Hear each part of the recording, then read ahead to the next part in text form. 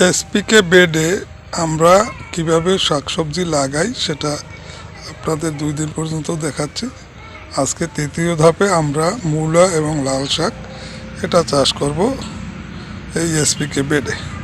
এখানে 3 fit bed আমরা 1 fit পর পর মানে 1.5 ফিট মাস টু মাস এইভাবে নালা করে আমরা 1.5 ফিট পর পর এইভাবে কুপিয়ে আমরা যদি গাছটা বসিয়ে দেই তাইলেই এখান থেকে একটা মোটামুটি ভালো রেজাল্ট আসে। আমরা একই সাথে মূলো এবং লাল শাক দিয়ে দিচ্ছি।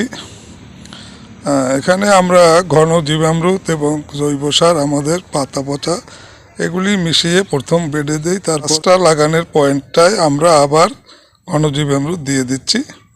এরপরে শুধু বীজটা বসিয়ে দিলেই হয়, আর কোনো সমস্যা হয় না।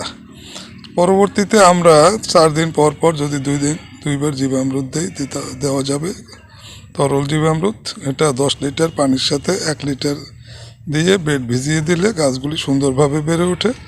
এটা 7 দিন থেকে 10 দিন বা 10 দিনের পরেও দেওয়া যায়। যেহেতু এটা আমরা নতুন করছি তাই আমরা একটু ঘন 4 দিনেও দেওয়া যাবে, 7 দিনেও দেওয়া যাবে, 10 দিনেও দেওয়া যাবে।